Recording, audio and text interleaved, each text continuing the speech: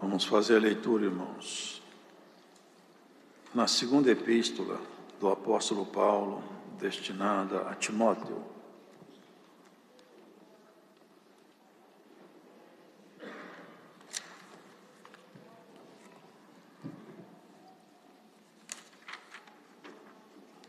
No capítulo de número 2.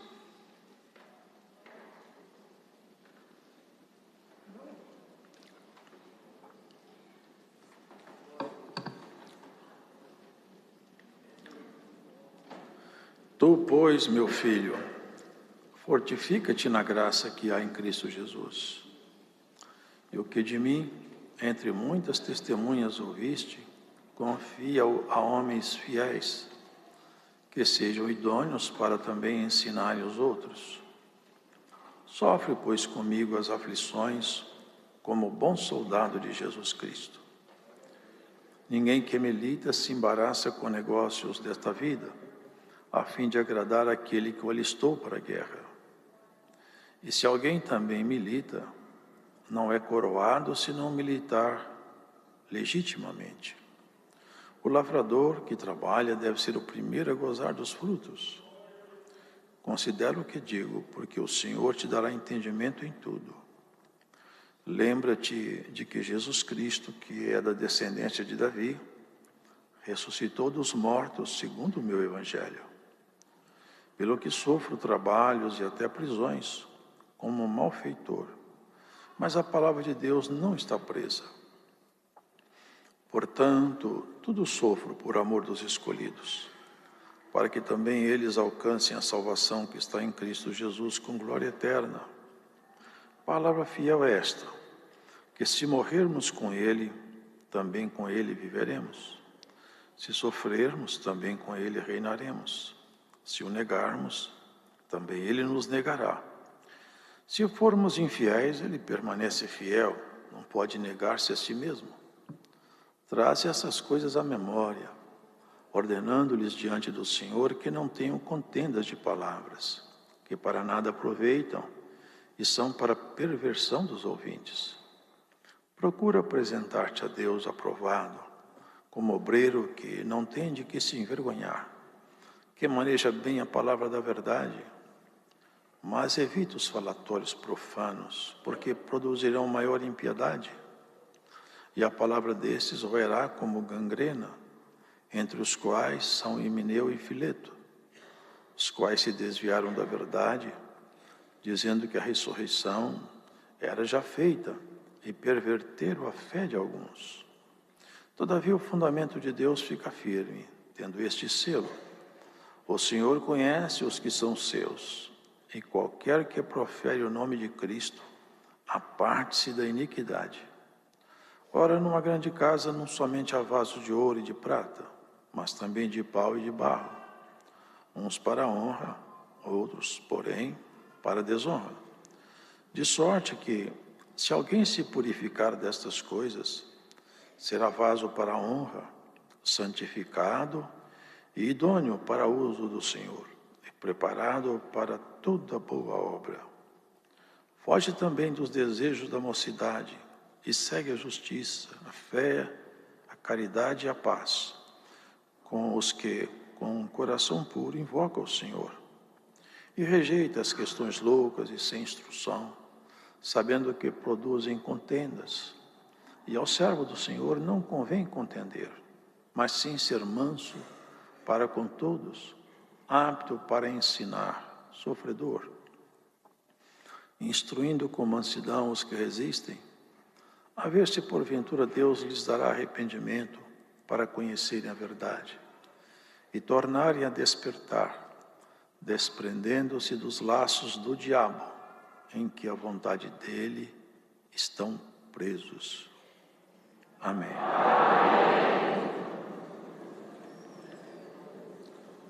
Nessa altura dessa carta, creio que no ano de 60 e pouco, servo de Deus, já havia passado por prisão em Roma e agora, novamente, no calabouço. E aqui, irmãos, já estava finalizando a carreira de Paulo, uma carreira brilhante. Ele que prendia, ele que matava, aprisionava, algemava, ele foi preso e algemado pelo Senhor, daquele povo que ele perseguia. O Senhor, desde aquela aparição na estrada de Damasco, muitos anos já tinham passado. E aqui, Paulo já via claramente o desfecho final, o fim da sua jornada. E melhor é o fim do que o começo. Sobretudo, obviamente, para aqueles que caminham na luz. Ao final, é glória, é vitória. Ainda que o processo que Paulo foi submetido foi bastante cruel. E aqui num capítulo, talvez aqui no 4 ou no 5, não me lembro. Exatamente. Ele fala assim: porque eu já estou sendo oferecido por aspersão de sacrifício, e o tempo da minha partida está próximo. A aspersão se fazia com vinho em volta do altar. Era uma forma de se fazer a oferta a Deus. E Paulo fala que ele está sendo oferecido por aspersão. Vocês entendem isso? Ele estava dizendo o seguinte: agora eu vou ser oferecido jorrando o meu sangue. Vou fazer uma libação. É isso que me espera. E olha o que ele fala. E ele sabia disso, ele estava muito bem acertado. Sabe qual que é a fala dele? Combati o bom combate. Acabei a carreira. Guardei a fé. 3 afirmações magníficas. Combati um bom combate. Será que no final da sua jornada você pode olhar para a morte e falar: combati um bom combate? Meu combate foi bom. Que tem muitos combates que são maus, lutam do lado errado, procuram destruir e não construir, denegrir e não elevar, manchar e não limpar. Bem-aventurada é a boca cujas palavras são de fé, são para edificação, de construção. Há bocas que parecem um sepulcro, mas há bocas que parecem a própria voz do Eterno. Bem-aventurados são aqueles cujas palavras edificam os ouvintes, cujas palavras servem de edificação, que constrói valores e não destrói. Combati um bom combate. Que coisa maravilhosa. O homem encarcerado, aguardando o momento de ser executado, a serenidade de um combatente. Acabei a carreira. Agora já não tenho mais nenhum sonhos novos. Os sonhos de Paulo eram todos dentro da igreja, da obra. Agora também eu não tenho mais. Guardei a fé. O inimigo tentou tomar a fé dele, mas nunca conseguiu. Ele guardou a fé. Desde agora a coroa da justiça me está guardada, a qual o justo juiz me dará. E não somente a mim, mas todos que o amarem na sua vida. Então, quando ele estava escrevendo para Timóteo, era uma despedida. Mas ele não queria despedir lamentando a sua sorte. Ele queria despedir instruindo o seu discípulo amado. Eu vou embora, eu já vou ser assassinado. Em Roma, que sempre assassinou os homens de Deus. Agora, eu preciso de continuar. E eu vou continuar em você, Timóteo. Você é meu sucessor. É isso que ele está fazendo. Quem tem cuidado com a obra de Deus, sempre deixa sucessores. E era o que ele fez. Você, Timóteo, é minha esperança agora. Já que meu tempo está próximo, eu quero que você fique firme na graça, Timóteo. Fortifica-te na graça, que não está em lugar nenhum, nenhuma denominação religiosa, que está em Cristo Jesus. É nele que a graça abunda, é nele que a graça existe. fortifica-te, saiba isso, em tudo Cristo me ajudou e vai te ajudar também. Mesmo nos momentos mais difíceis, onde não havia saída, ele fala que na Ásia, uma ocasião, eu sofri tanto que até da vida eu desesperei, já não tinha mais esperança de nada, mas o Senhor chegou com um socorro inesperado, e sempre o Senhor chega. Irmão, sempre o Senhor chega na nossa vida. Não é bom a gente pensar isso? Haja o que houver, Deus vai chegar. É maravilhoso. Fortifica nessa graça. E você aprendeu muita coisa comigo, ô Timóteo. Agora, confessa perante o povo que você aprendeu. Confia a homens fiéis que sejam idôneos, que possam ensinar outros. Será que nós temos essa preocupação de falar da graça, de falar da salvação, da justiça divina? Isso é amor. Isso é amor. Dividir o bem, dividir o pão eterno. É isso que ele está falando. Sofre comigo porque eu tive muita aflição, muita perseguição. E você, Timóteo, prepare-se para sofrer também. E quem quer andar com Cristo tem que aprender a sofrer e desprezar as afrontas. Desprezar as afrontas só é possível para aquele cujo coração foi formado e talhado por Cristo. Porque nós somos tão aviltados, tão apedrejados, irmãos, nós temos que aprender a desprezar as afrontas, porque as bocas que querem desconstruir e atacar, elas não falam segundo o Espírito de Deus.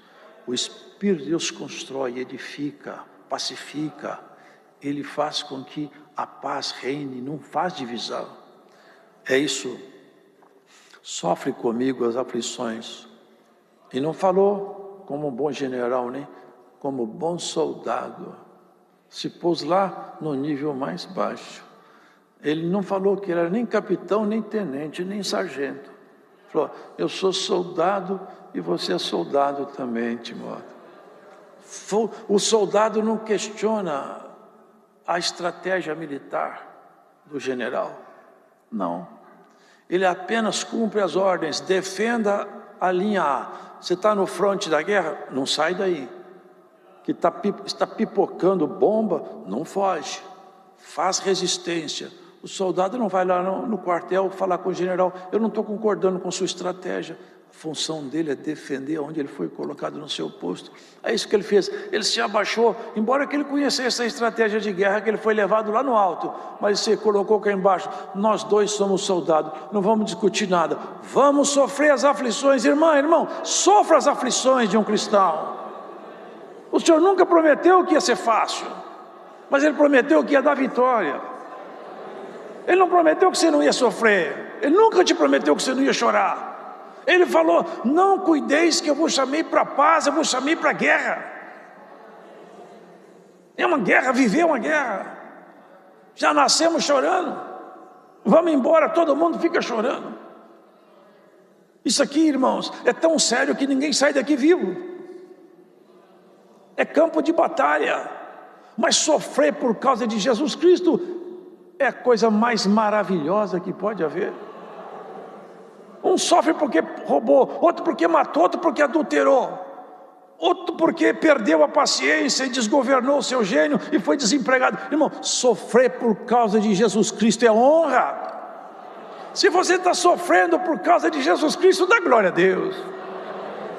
Você é um homem feliz, uma mulher feliz. Eu sofro por coisa muito nobre. As pessoas sofrem porque apareceu uma ruga, porque diminuiu o saldo, porque o dólar subiu, porque o dólar baixou. Sofre por coisas nobres. Não sofre por causa de lixo, sofre por causa de riquezas sagradas. Esse é o sofrimento. Sofra como um soldado. Milite, lute. E aqui ele fala, ninguém que milita se embaraça com negócios dessa vida, para agradar, a fim de agradar aquele que alistou para a guerra. Vocês entenderam o que ele está falando? Timóteo, nosso assunto é o seguinte, nós estamos lutando pelo reino. Não fica distraído com muita coisa aqui embaixo não, porque você tem que agradar quem te chamou para a guerra. Quem me chamou foi Jesus Cristo, foi o mesmo que te chamou. Vamos agradar Ele. E não se embarace com os negócios aqui embaixo. Aqui tem muita coisa para distrair a gente. Mas nós estamos num campo de guerra, firme na sua proposta. Você é um combatente. Você não pode entrar agora nas distrações da vida, Timóteo. E aqui ele fala sobre os combatentes. E se alguém também milita, não é coroado se não militar legitimamente. Vocês entendem o que está escrito aqui? Aquele que está no campo da batalha não receberá coroa se não militar legitimamente. O lavrador que trabalha deve ser o primeiro a gozar dos frutos. Se você milita, trabalha para o Senhor, os frutos do Espírito vão aparecer na igreja, pela exposição da palavra, e vão aparecer em você. E você vai colher dos frutos que o Espírito promove. É o fruto que o lavrador pode pegar. O lavrador, quando planta, ele planta uma lavoura, ele come daquele fruto que ele plantou. Assim, aquele que milita a milícia da vida eterna, ele come das coisas eternas que vê florescer nele e na igreja. Considera o que digo, porque o Senhor te dará entendimento em tudo. Lembra de que Jesus Cristo, que é da descendência de Davi, ressuscitou dos mortos, segundo o meu evangelho. Aqui ele fala isso. Jesus, o homem, que é da descendência de Davi, fala da sua linhagem humana, que ressuscitou dos mortos, fala da sua natureza divina. Porque ele falou, ninguém me toma a minha vida, eu mesma dou e torno a tomá-la de volta. Aqui fala da sua natureza divina. Lembra-te de Jesus Cristo, que ele tem duas naturezas. A humana, que é para nos representar nos foros eternos. Em qualquer causa sua, Cristo representa você lá em cima. Por quê? Porque ele tem natureza humana. Aqui ele tomou a credencial de representar a humanidade. A palavra de Deus fala, Deus quer que todos os homens se salvam. Alguém ensina que Deus não quer que alguns se salvam. Quer que todos os homens se salvem. Depende unicamente do homem aceitar a palavra de Deus. Ele morreu para isso, para atrair todos a Ele. Todos que quiserem aceitá-lo como seu pessoal salvador, serão salvos pela fé no seu nome. Pelo que sofro trabalhos e até prisões como malfeitor. Ele era acusado de ser um malfeitor. Chamaram ele de peste. Falei, esse homem é uma peste. Mas a palavra de Deus não está presa. Aonde eu ensino, aparece o fruto do Espírito, ainda que eu esteja debaixo de ataque. Portanto, tudo eu sofro, por amor dos escolhidos, para que também eles alcancem a salvação que está em Cristo Jesus, com glória eterna. É isso, irmãos, é a própria história da caminhada do cristão, notadamente do presbitério, que sempre debaixo de ataque, de sofrimento, mas se expusermos a palavra da verdade e ele entrar nos corações, o fruto do Espírito aparece nos corações. É o que nos basta, é o que nos basta. Palavra fiel é essa, se morrermos com ele, também com ele viveremos. Lá na frente ele fala, já estou me despedindo, o tempo da minha partida está próximo. Fala a história, a Bíblia não fala que a morte dele foi por decapitação, mas é bem provável que seja porque ele fala de libação, o sangue tem que jorrar. Se com ele morremos, com ele também viveremos. Se sofrermos, também com ele reinaremos. Se o negarmos, também ele nos negará. Percebe aqui? O crente, ele tem que permanecer fiel na fé até o fim. Se ele negar o Senhor, não sou eu que falo, tem gente que não gosta de ouvir essas pregações. Não sou eu, está aqui, ó. Se o negarmos, ele nos negará. Não dá para arriscar essa palavra aqui. O homem e a mulher de Deus têm que guardar fidelidade na fé até o fim da sua jornada. Se a pessoa negar Cristo, Cristo o negará. Se ele for negado, como ele entra no céu? Como alguém negado por Cristo bate na porta do eterno? Irmãos, o texto bíblico nos informa, Se formos infiéis, ele permanece fiel. Ele não pode negar a si mesmo. Como que vai colocar alguém infiel no céu, se lá é lugar puro e santo? Aqui é lugar do povo se santificar. Só temos esse espaço aqui para santificar-nos. E só podemos nos santificar pela palavra de Deus. Traz estas coisas à memória, ordenando-lhes diante do Senhor que não tenham contendas de palavras, que para nada aproveitam, e são para perversão dos ouvintes, porque ele já enfrentava também, irmãos, várias contradições à doutrina que ele expunha. E muitos irmãos gostavam de fazer debates, genealogias, histórias e até fábulas. Ele falava, esses debates são inócuos, não levam ninguém a nada. Procura apresentar-te a Deus aprovado, como obreiro que não tem de que se envergonhar, que maneja bem a palavra da verdade, mas evita os falatórios profanos, porque produzirão maior impiedade, e a palavra desses roerá como gangrena, entre os quais são Himeneu e Fileto. Naquele tempo era Himeneu e Fileto. Hoje tem centenas de Himeneu, centenas de Fileto por aí, cujas palavras são como gangrena. A gangrena, ela pega um corpo e aos poucos ela vai putrefando o corpo todo fica doente, apodrecido. Assim fala aqui. Tem muitos Himeneus e Filetos por aí, irmão, adoecendo o povo, atacando, diminuindo, os quais se desviaram da verdade, dizendo que a ressurreição era já feita e perverteram a fé de alguns. Paulo, irmãos, ele havia exposto, lá em Coríntios fala isso aí, e não é Coríntios, bom, eu não lembro em qual carta, fala assim, se já ressuscitastes com Cristo, buscai as coisas que são do alto. Então Paulo afirmava que aquela igreja já tinha ressuscitado, mas ele fazia uma alegoria, a mudança de caráter. Era aquilo que Jesus falou para Nicodemos, você precisa de nascer outra vez. Quando alguém crê na palavra de Jesus Cristo, e ela entra no seu coração, e ele realmente vive essa fé, essa pessoa nasce outra vez. Ela se torna uma pessoa tão diferente, que ela não tem nada a ver com a pessoa antiga. Ela é uma nova criatura. Esse é o novo nascimento. Era isso que Paulo falava, vocês já nasceram outra vez da palavra. Vocês não são pessoas comuns, vocês são pessoas ressuscitadas pela fé. Vocês já não buscam o pecado, já não correm atrás da fantasia da vida, vocês já foram reestruturados na graça do Filho de Deus.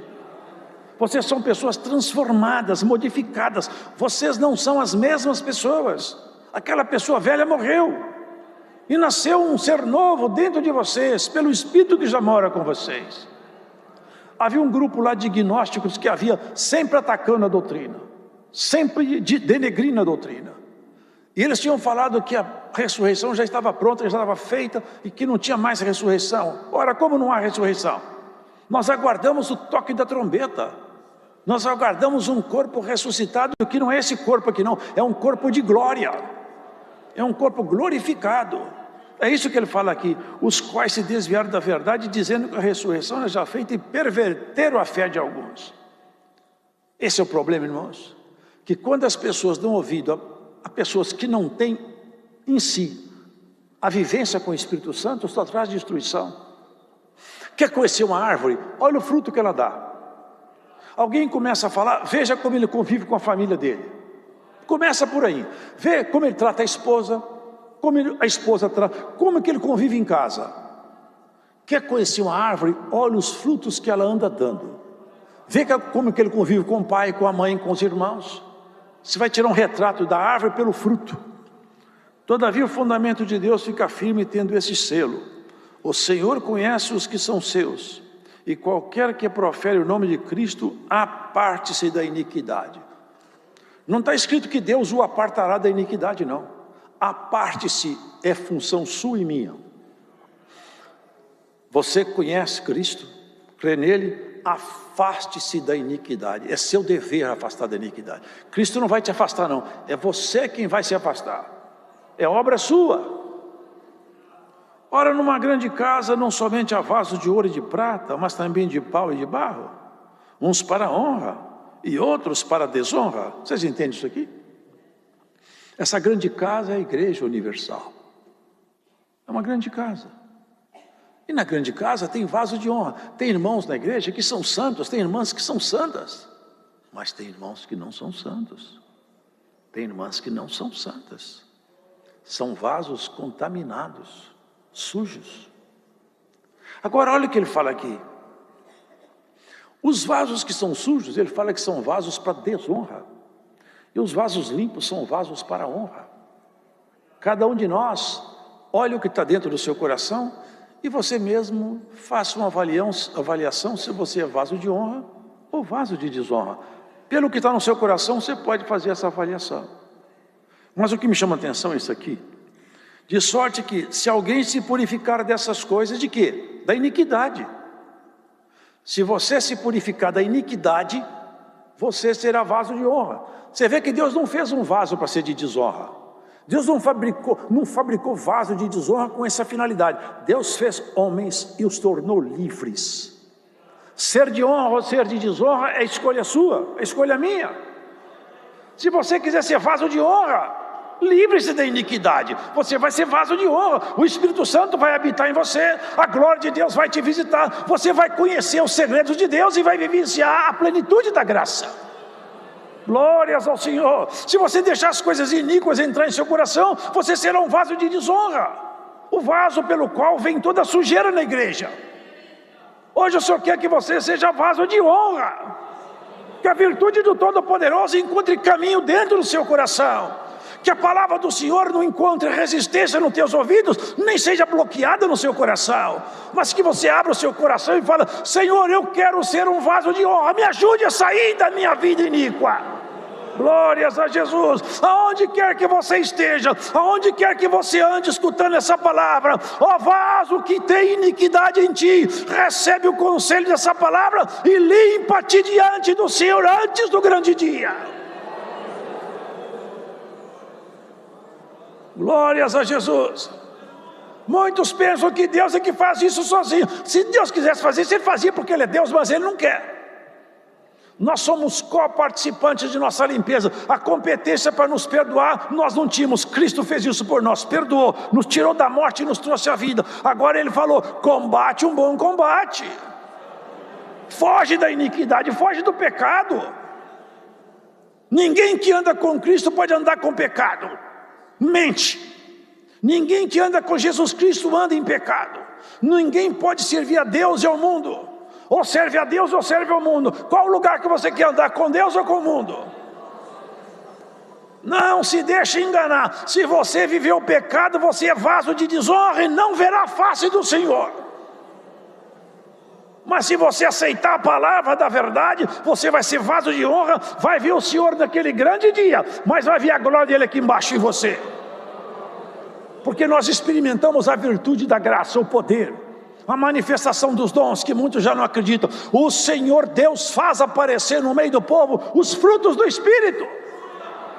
Glórias ao Senhor. Irmãos, até nesses cultos online, muitas vezes eu já escutei irmão falar: irmão, eu estava na minha casa assistindo o culto, o Senhor me deu o dom de língua sentado na poltrona. Hoje o Senhor vai pegar alguém por essa palavra e vai te dar um dom hoje nessa pregação. Recebe por essa pregação o dom do Espírito Santo. Eu sinto a virtude do Senhor aqui, irmão. É tempo de Deus despertar a igreja dele, acordar quem está dormindo. Nós estamos sendo embalados aqui num sono, irmão. Se o mundo está te embalando num sono, perdoa falar, mas quem te embala é o inimigo. Não, Cristo fala: vai para a guerra. Ó soldado, vai para o campo de batalha. Glórias a Jesus Cristo. Se você está muito confortável, se está tudo muito certo, alguma coisa está errada.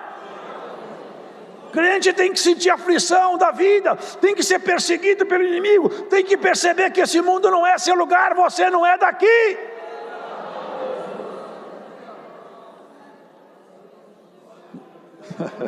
Glórias ao Senhor. Oh irmão, oh irmã, hoje o Senhor vai te acordar nesse culto aqui do Brás. Um dia eu escutei uma frase: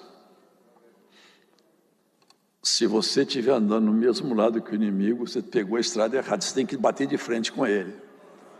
Você tem que bater de frente. Você tem que enfrentar os prazeres do mundo e rejeitá-los. Porque pode ter certeza de uma coisa, até nossas palavras faladas escondidas, elas serão publicadas no telhado. Nenhum mau intento ficará oculto, nenhum ardil ficará desavisado dos céus. Foge também dos desejos da mocidade, que Timóteo, Paulo tinha ele como um filho, que ele era um moço novo. Foge porque o moço tem muitas atrações do mundo, perigosas. Ele falava, Timóteo, foge dos desejos da mocidade, segue a justiça, a fé e a caridade e a paz, com os que com coração puro invocam o Senhor, e rejeita as questões loucas e sem instruções, sabendo que produzem contendas. E ao servo do Senhor não convém contender, mas sim ser manso. Veja como que o servo de Deus é manso, não destrói ninguém, não mancha a reputação de ninguém. É assim que é o homem de Deus. Agora olha que interessante, irmãos, esses dois últimos parágrafos.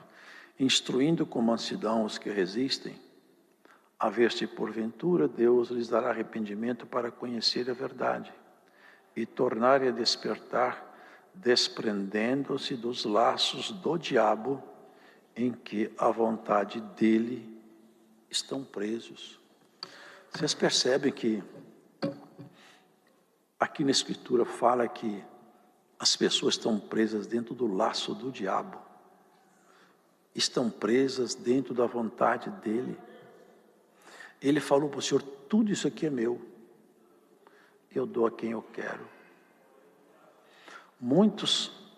O ser humano, ele fala de liberdade até em canção. Hoje se vê um discurso como o senhor deu na oração, onde o certo ficou errado e o errado ficou certo. Mas liberdade, sabe o que é liberdade? Vocês conhecem a palavra liberdade?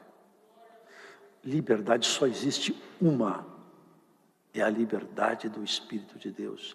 Quem não está com Deus é prisioneiro do pecado. Ninguém é livre nesse mundo, desde o mais alto cientista ao mais humilde dos serviçais. Aqui ninguém é livre. Se o Filho vier e vos libertar, vós verdadeiramente sereis livres. E se somos livres do pecado, acontece conosco um paradoxo. Quando nós somos livres do pecado, Cristo vem e nos faz prisioneiro dele. Prisioneiro da própria liberdade. E é a melhor prisão que existe. Aqui só tem dois senhores. Ou serve a Cristo, ou serve a Mamon. Ou anda na luz, ou anda na treva. Ou é vaso de honra, ou é vaso de desonra. Ou tem glória de Deus no seu coração, ou tem iniquidade. Nunca o vaso está vazio. Nunca leram? Os espíritos andam nesse mundo aí, gemendo, rangendo os dentes, buscando um lugar para ficar escondido. O corpo humano é templo. Ele precisa de um corpo humano. Quando encontra espaço, ele entra dentro do corpo humano. Mas se lá dentro tem um Espírito Santo, como que ele entra? É impossível. Ele fala, não tem como entrar aí. Essa luz resplandece tão forte que eu fico cego. A ave noturna não gosta de luz. Glórias ao Senhor. Homem e mulher de Deus, lembra isso. Você precisa de ser vaso de honra. E depende unicamente de você. Se você quer carregar o perfume do eterno ou o mau cheiro do inferno, é você que escolhe. Você é único, a única que pode fazer essa escolha. Sua mãe não escolhe por você, seu pai não faz essa escolha por você, seu filho não toma decisão por você, seu sócio não entra nisso. Aqui é exclusivamente pessoal. Por isso que a justiça de Deus é essa. Pai não paga pecado do filho, filho não paga pecado do pai. Não tem genética no mundo espiritual. Genética é ordem biológica. Espiritualmente não tem genética. Tem muito bandido cujo filho é santo. Tem rei que era um verdadeiro maligno, filho de Belial. Alguns nasceram e foram reis puros. Não existe genética no espírito. Não Não importa a sua família, quem foi sua família, quem é seu pai, quem é sua mãe, nem a sua história pregressa. O que importa é o que você quer ser daqui para frente. Se Deus fosse olhar passado, não entrava ninguém no céu. Nem Paulo era pregador porque ele perseguiu a igreja. Deus não está olhando o passado. E hoje o Senhor vai zerar seu passado por essa palavra e vai começar uma história nova contigo, ó vaso que vai ser purificado. Glórias ao Senhor. Essa palavra vai fazer você mesmo. Agora, a partir dessa palavra, você vai fazer esse trabalho. Eu vou tirar a iniquidade de dentro de mim. Eu vou ser vaso de honra. Eu vou melhorar. Eu não posso chegar como chegou Paulo. Paulo falou: combati o bom combate, guardei a fé, venci a carreira. Para mim não tem coisa mais bonita. Para mim isso é um hino. Dá para cantar um hino com isso aí. Deitar e pensar: combati o bom combate, guardei a fé, venci a carreira. Ah, irmãos, essa é a graça do Senhor Jesus, que veio transformar a gente.